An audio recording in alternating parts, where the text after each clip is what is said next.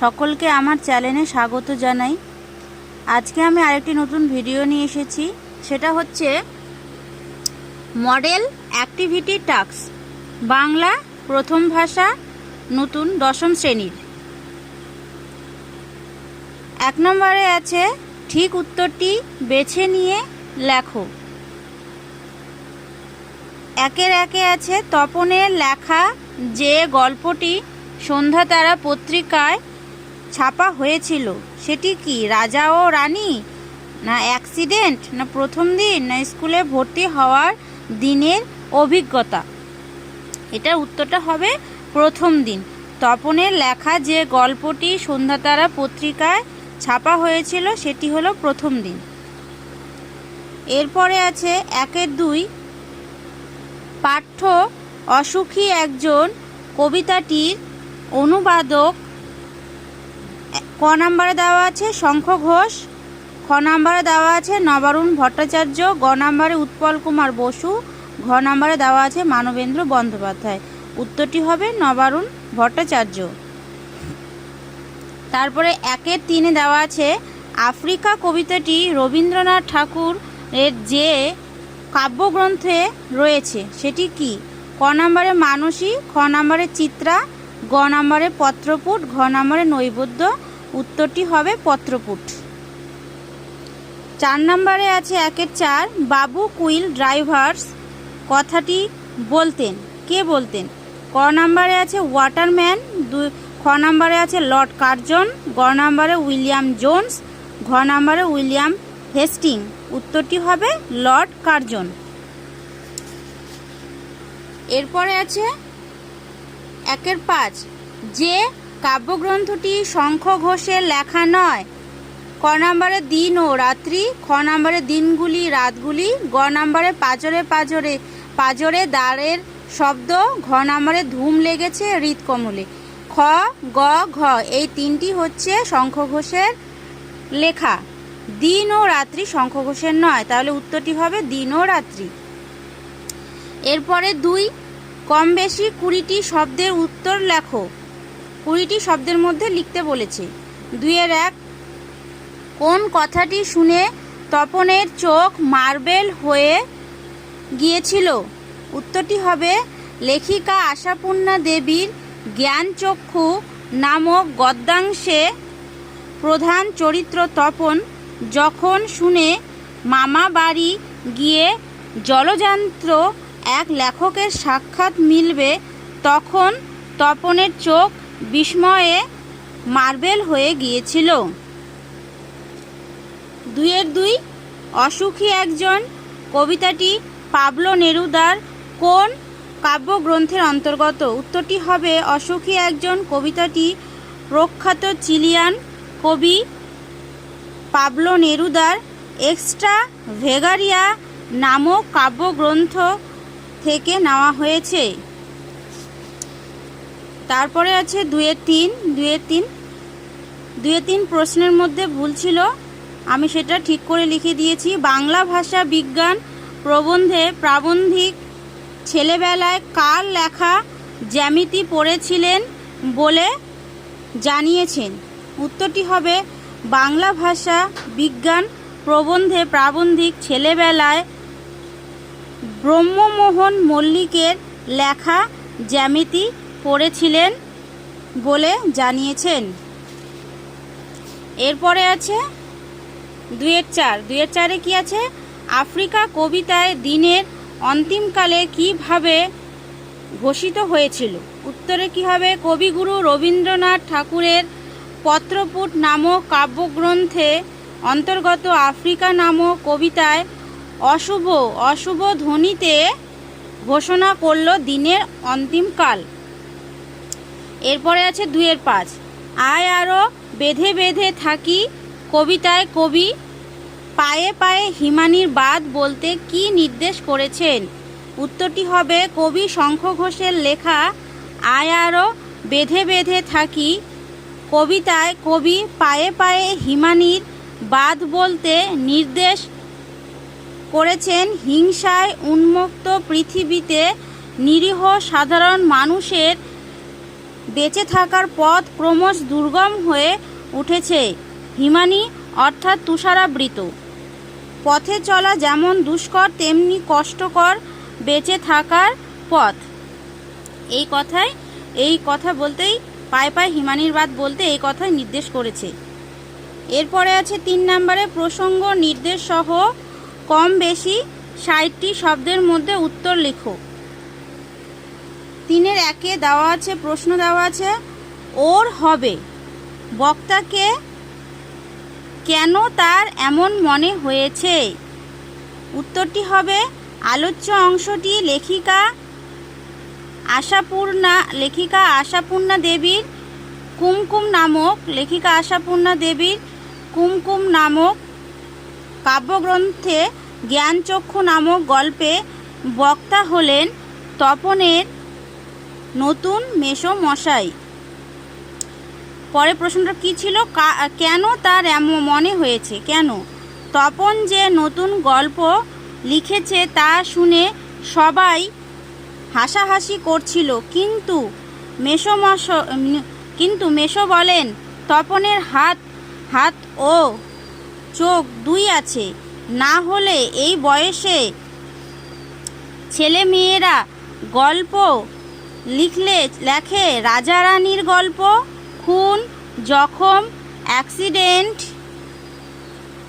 অথবা না খেতে পেয়ে মরে যাওয়ার এইসব। কিন্তু তপন তা করেনি, সে শুধু ওর ভর্তি হওয়ার দিনের অভিজ্ঞতা আর অনুভূতির বিষয় নিয়ে লিখেছে, তাই বক্তা বলেছেন ওর হবে।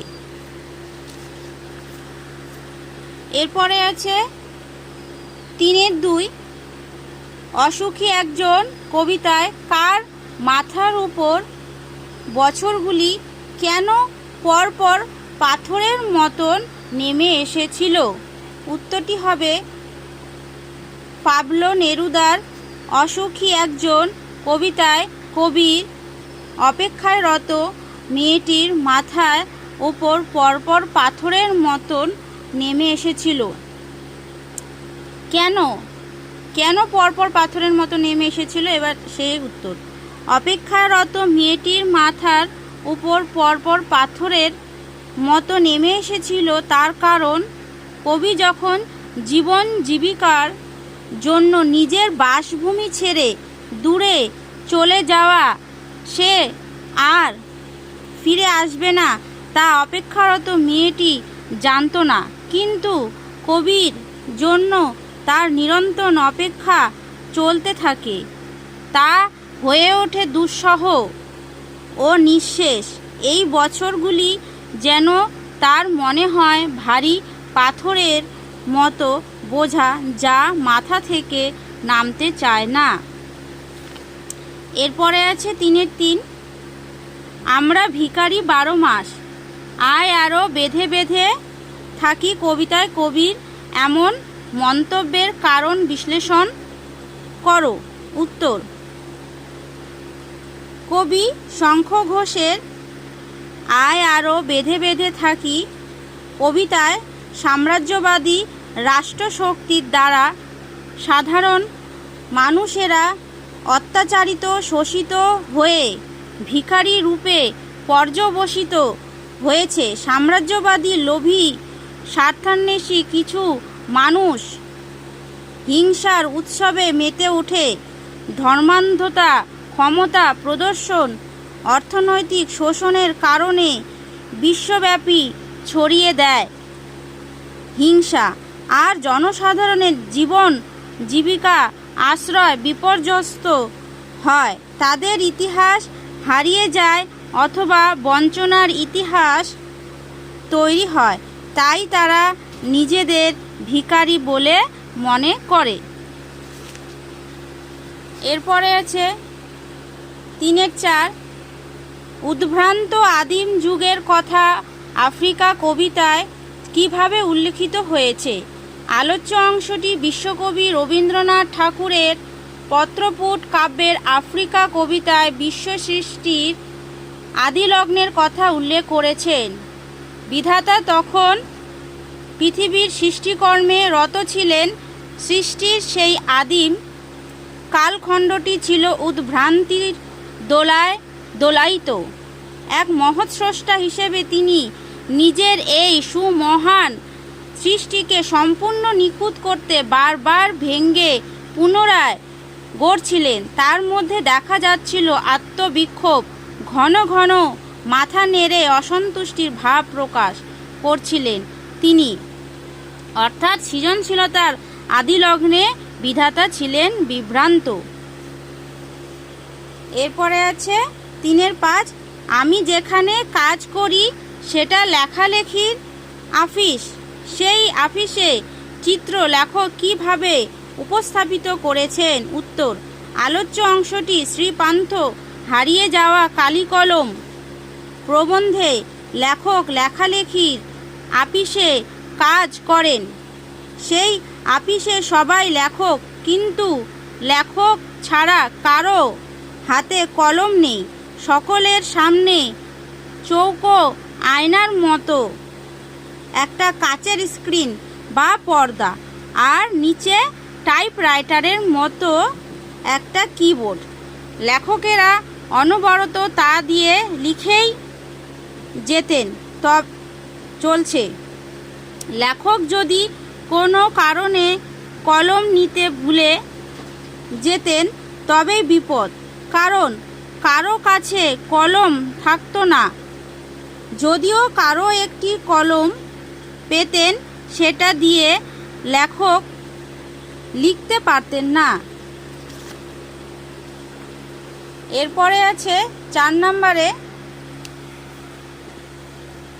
নিচের প্রশ্নগুলির উত্তর নিজের ভাষায় লেখো, কম বেশি 150টি শব্দে। 1 নম্বরে 4 আছে, পৃথিবীতে এমন অলৌকিক ঘটনাও ঘটে।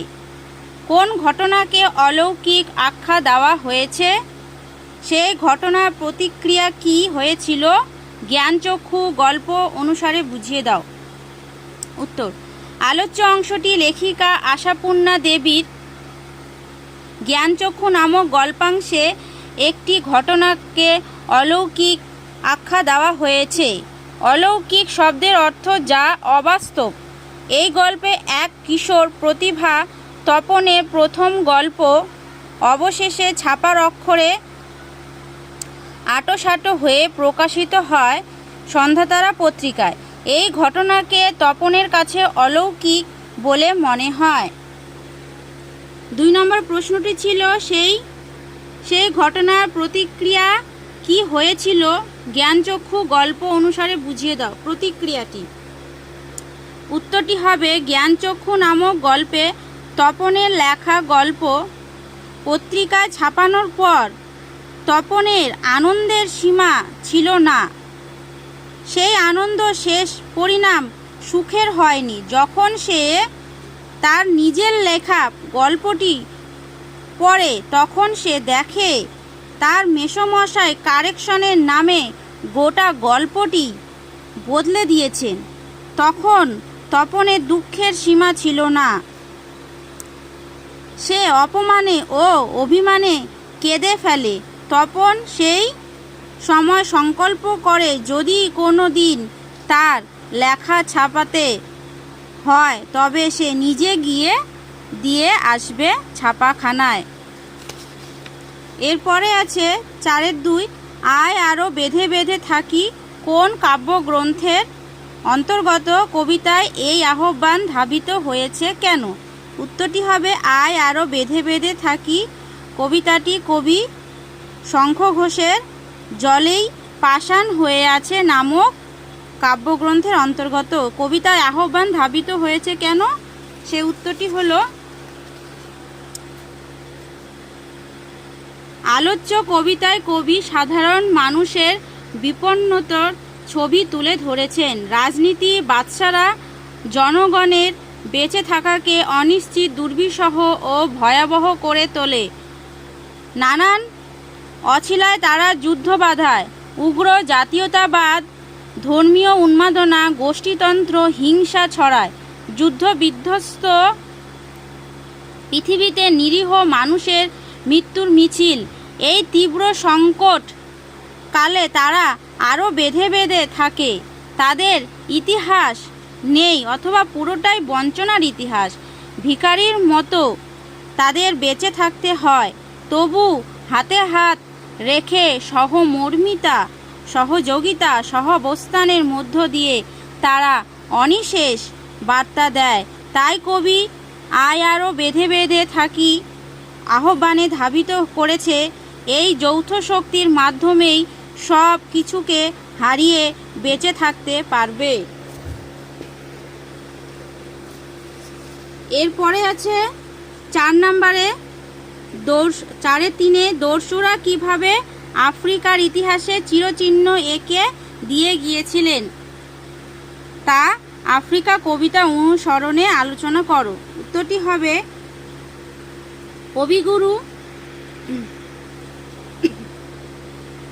কবিগুরু রবীন্দ্রনাথ ঠাকুর এর পত্রপুট কাব্যগ্রন্থে আফ্রিকা নামক কবিতাংশে নিরীহ মানুষের উপর সাম্রাজ্যবাদের অত্যাচারের কাহিনী তুলে ধরেছেন। বিশ্ব সৃষ্টির আদিতে স্বয়ং স্রষ্টা নিজ সৃষ্টির প্রতি অসন্তুষ্ট হয়ে উঠেছিল। তিনি সৃষ্টিকে আরও নিখুঁত করতে চাইছিলেন। রুদ্র সমুদ্রের বাহু পৃথিবীর পূর্ব ভাগ থেকে আফ্রিকাকে ছিনিয়ে নিয়ে গিয়ে ফেলল বনস্পতির নিবিড় পাহারায়। আফ্রিকা বন্দি হলো কৃপণ আলোর অন্তরপুরে। প্রকৃতির জাদু তার কাছে হলো দৃষ্টি অতীত, তার চেতনার অতীত মনে জাগিয়ে তুলল জীবন মন্ত্র।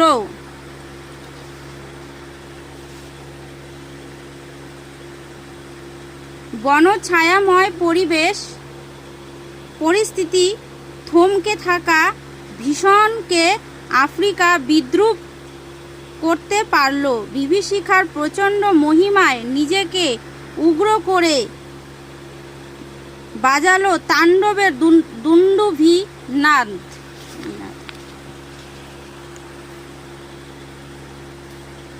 ছায়াবৃতা আফ্রিকা অবগুণ্ঠিতা হয়েই ছিল, কিন্তু যেদিন সভ্য দুনিয়ার কাছে পরিচিতা হয়ে উঠল সে, তখন সাম্রাজ্যবাদীদের লোভ দৃষ্টি পড়ল।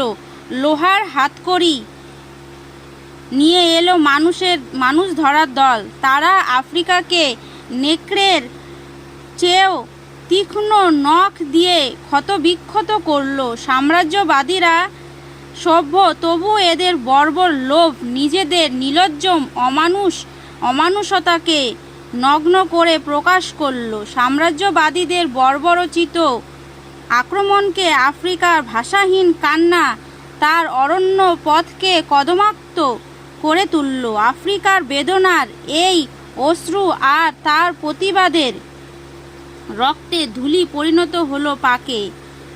দস্যুসুলভ সাম্রাজ্যবাদীদের পায়ের কাটা মারা জুতোর তলায় সেই বীভৎস কাদার পিণ্ডের উপর চিরচিহ্ন স্বরূপ আঁকা হয়ে গেল আফ্রিকার অপমানিত ইতিহাসের ছবি। এরপরে আছে 4-4 জন্ম নিল ফাউন্টেন পেন। হারিয়ে যাওয়া কালিকলম রচনা অবলম্বনে ফাউন্টেন পেনের জন্ম বৃত্তান্ত আলোচনা করো। উত্তরটি হবে শ্রীপান্থের লেখা প্রবন্ধ হারিয়ে যাওয়া কালিকলম রচনায় ফাউন্টেন পেনের জন্ম বৃত্তান্ত সম্পর্কে জানা যায়। ফাউন্টেন পেন কলমের দুনিয়ায় সত্যিকারের বিপ্লব ঘটায়। রবীন্দ্রনাথ এর নাম দিয়েছিলেন ঝর্ণা কলম। লুইস অ্যাডসন ওয়াটারম্যান ফাউন্টেন পেনের জনক। তিনি ফাউন্টেন পেন আবিষ্কার করেন। তিনি ছিলেন একজন ব্যবসায়ী।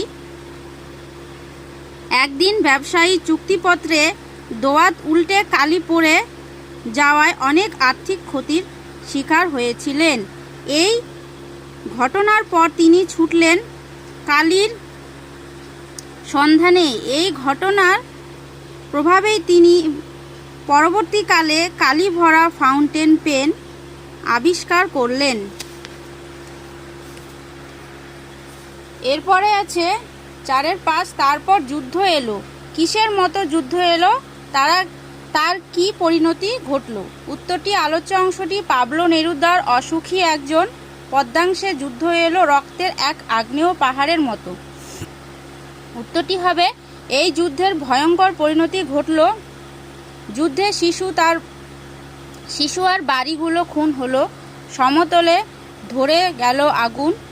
শান্ত হলুদ দেবতারা যারা হাজার বছর ধরে ধ্যানে মগ্ন ছিলেন তারা উল্টে পড়ল মন্দির থেকে। এমনকি কবির অত্যন্ত প্রিয় এবং মিষ্টি বাড়ি, সেই বারান্দা যেখানে একদা ঝুলন্ত বিছানায় তিনি নিদ্রা যেতেন, সব যুদ্ধের আগুন তার লেলিহান শিখা দিয়ে গ্রাস করে নিল।